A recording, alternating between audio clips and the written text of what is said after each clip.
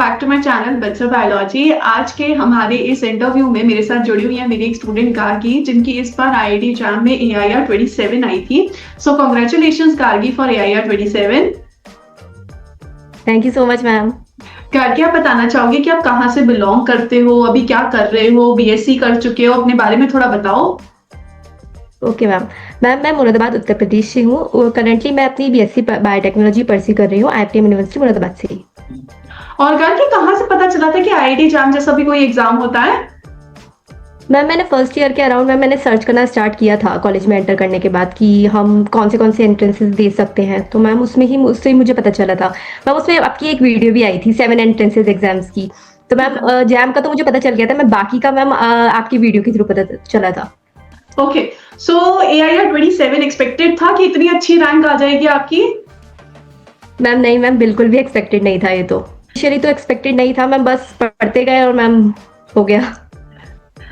सुकार के आपने 2 साल बंसल बायोलॉजी के साथ आप जुड़े थे 2 इयर्स के लिए। पहले आप सेल्यूलर बैच में जुड़े थे और फिर प्रोटीन बैच में जुड़े थे।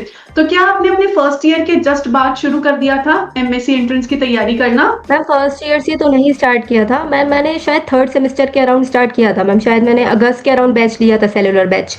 तो मैम तभी से स्टार्ट कर दिया था मैम इतना रोज मैम जैसे 5 to 6 आवर्स मैंने शुरू में स्टार्टिंग से डिवोट नहीं किया था ma'am minimum ma'am 2 hours 3 hours तो मैम स्टार्टिंग से करा था।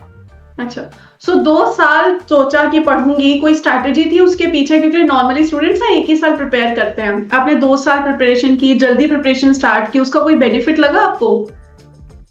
यस मैम बेनिफिट ये था कि मैम अगर हम लास्ट में प्रिपरेशन स्टार्ट करते हैं मैम जैसे, तो मैम हमें कंसिस्टेंटली डिवोट करना पड़ता है टाइम।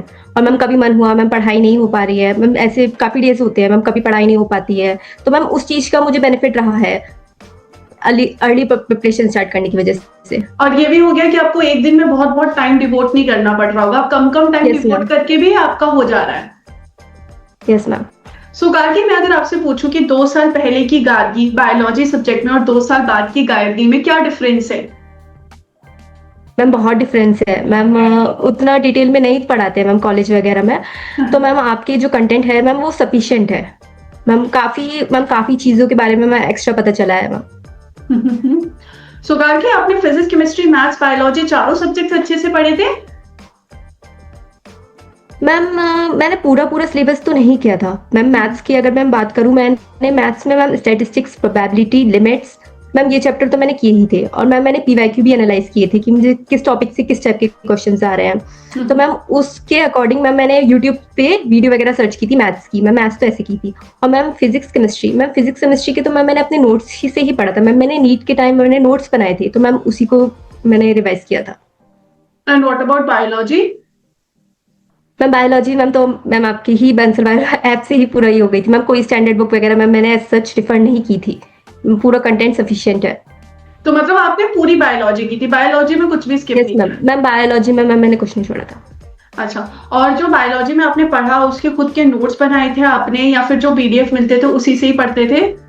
मैम नहीं मैम, मैंने नोट्स तो मैम रजिस्टर फिल हो गए मैम। इतने सारे नोट्स हैं अभी तो मैम मेरे पास। अच्छा, मैम बायो के तो। और क्वेश्चन प्रैक्टिस आप किस तरीके से करते थे? क्वेश्चन प्रैक्टिस और रिवीजन कैसे करते थे? मैम जैसे चैप्टर फिनिश हुआ तो मैम उसकी मैम मेरे पास PYQ बुक है मैम, वहां से तो मैम कर ही लिए। जैसे जैम वगैरह के हैं तो मैम उसके PYQ भी सॉल्व कर लिए मैम। बाकी आपका यूट्यूब पे वीडियोस वगैरह है, गेट एक्सेल, गेट BT। तो मैम जैसे चैप्टर फिनिश हुआ तो मैम उसकी वीडियोस वगैरह भी देख ली, लास्ट ईयर की PYQ की, लास्ट 15 ईयर्स वगैरह की। और अगले PYQs के अलावा कोई और क्वेश्चंस भी आपने सॉल्व किए थे? मैम हाँ मैम, चैप्टर जैसे आपकी टेस्ट सीरीज तो नहीं मैम, जो चैप्टर वाइज टेस्ट है ऐप पे मैम मैंने वो भी सॉल्व किए थे मैम। उसमें भी काफी अच्छे क्वेश्चंस हैं। और मैम जैसे कि अगर कभी कभी ऐसे पॉइंट्स आ जाते हैं मैम टेस्ट में कि हमें नहीं होते हैं नोट्स में मैम, तो मैम वो भी मैंने नोट डाउन किए थे अपने नोट्स में। एक्स्ट्रा पॉइंट्स, क्योंकि टेस्ट सीरीज को थोड़ा सा Yes, ma'am. ऊपर लेवल पे बनाया जाता है तो उसमें कुछ एक्स्ट्रा पॉइंटर्स होते हैं, तो वो आप लिख लेते थे, अलग से लिख लेते थे। Yes ma'am. और करके कोई टेस्ट दिया, आपको लगा कि यार ये गड़बड़ कर दी मैंने, ये क्वेश्चन गलत कर दिया, तो उसको इम्प्रूव कैसे करते थे? मैम मैंने एक नोटबुक बनाई हुई थी मैम मिस्टेक्स की। तो मैम जैसे जैसे क्वेश्चंस गलत होते थे PYQ वगैरह मैम, तो मैम मैंने उसको नोट डाउन कर लेती थी मैम। काफी क्वेश्चंस होते हैं तो मैम वहीं से रिवाइज हो जाता था वो। ओके। सो मतलब अच्छे से आपने ये ऐसे नहीं कि क्वेश्चन कर दिए उसके बाद छोड़ दिया, ऐसा नहीं किया आपने, उसको नोट डाउन किया, उसके बाद उसकी प्रैक्टिस की और उसके साथ आपने ये सारी चीजें की। Yes ma'am. सो कार्की, अगर हम यहाँ पर केमिस्ट्री, मैथ्स, फिजिक्स के बारे में बात करें तो वो उन सब का आपने कितना कितना प्रोपोर्शन पढ़ा था? अगर हम 100% सिलेबस बोले तो उन तीनों का आपने कितना कितना प्रोपोर्शन पढ़ा था? मैम अगर फिजिक्स की बात करें तो मैम फिजिक्स में मैम मैंने जो देखा था मैम पीवाईक्यू ही एनालाइज किए थे पूरे पूरे। तो मैम उसी के अकॉर्डिंग मैम मैंने देखा, मैम जरूरी नहीं है कि मैम सारे चैप्टर्स दे रखे हैं कोर्स में, तो वो जरूरी नहीं है उसी टॉपिक सारे टॉपिक से क्वेश्चन आए। तो मैम मैंने देखा था किस टॉपिक से मैम चांसेस है मैक्सिमम क्वेश्चन के अराउंड, मैम उसी के टॉपिक अराउंड क्वेश्चन मैंने प्रैक्टिस किए थे और थ्योरी वगैरह पढ़ी थी मैम थोड़ी बहुत। और ma'am same course with chemistry, ma'am chemistry के में साथ में मैंने पूरा सिलेबस इसे कंप्लीट नहीं किया था, पीवाईक्यू ही एनालाइज किए थे मैंने। और मैथ्स का? और मैम मैथ्स के तो मैंने मैम क्वेश्चंस किए थे मैम स्टार्टिंग से ही, मैंने लिमिट्स वगैरह के, प्रोबेबिलिटी, स्टैटिस्टिक्स वगैरह के। और इस बार जो आईआईटी जैम था उसमें आपके मार्क्स कितने थे गार्गी? मैम मेरे मार्क्स 75.33 थे। 75.33, तो लगा था इतनी अच्छी रैंक आ जाएगी? बिकॉज इस बार पेपर जो था वो काफी इजी था। मैम बिल्कुल भी नहीं लगा था इतनी अच्छी रैंक आ जाएगी मैम। मैम इनिशियली तो मैम बहुत डाउट था कि मैम एडमिशन भी होगा कि नहीं होगा। अच्छा, क्योंकि इस बार बच्चे अच्छे अच्छे मार्क्स बता रहे थे ना, टेलीग्राम, व्हाट्सएप, हर जगह ये चल रहा था कि बहुत अच्छे अच्छे मार्क्स आ रहे हैं। सो आपको याद है गार्गी आपके कितने क्वेश्चंस गलत हुए थे एग्जाम में? मैम मेरा नेगेटिव 1 हुआ था, मैम वो केमिस्ट्री का एक क्वेश्चन था मैम, उसमें ही मैम गैस फेज का कुछ था मैम, वो मैंने सही से नहीं पढ़ा वरना वो भी सही हो जाता। और एमएसक्यू और एनएटी में याद है कितने क्वेश्चंस गलत हुए थे?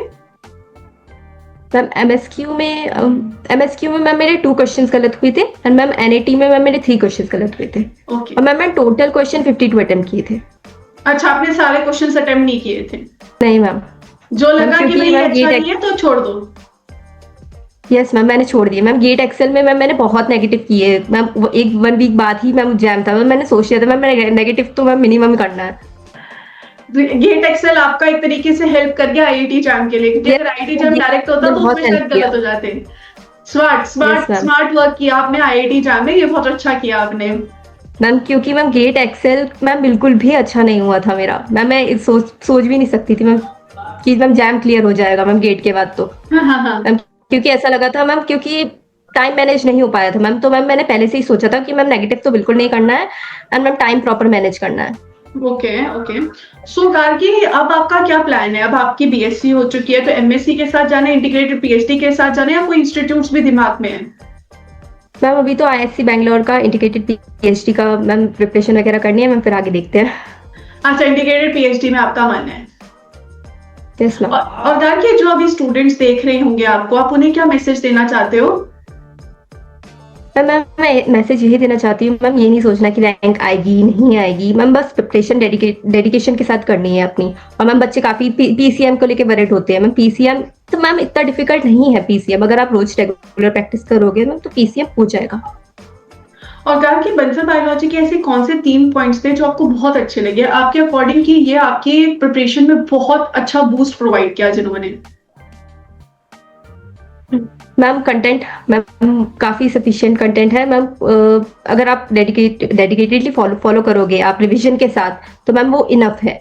और मैम सेकंड पॉइंट ये कि टेस्ट वगैरह जो है चैप्टर वाइज टेस्ट है, तो मैम उसी को अगर आप कर लोगे क्वेश्चन प्रैक्टिस के बाद, क्वेश्चन प्रैक्टिस से ही वो हो जाएगा, रिवीजन हो जाएगा आपका। और मैम थर्ड पॉइंट मैम आपका टीचिंग स्टाइल बहुत अच्छा है मैम, आपका टीचिंग स्टाइल मैम बहुत अच्छा है ma'am. Hello, thank you so much Gargi. मेरे को लगता है आपने शायद YouTube पे पहले मेरे लेक्चर्स देखे होंगे और फिर आपने ऐप पे आए होंगे आप। यस मैम मैंने YouTube से ही देखा था आपके इनिशियली लेक्चर्स वगैरह। सो गार्गी, मुझे बहुत खुशी है कि आपको इतनी अच्छी रैंक आई और आप डेफिनेटली आप आईआईएससी में बिल्कुल जाओगे, मुझे पूरी उम्मीद है। And I wish you all the best Gargi. I hope कि आप बहुत अच्छा अपना करियर बनाओ। Thank you so much, ma'am. Wish you all the very best. Thank you so much, Gargi, for joining. Thank you, ma'am.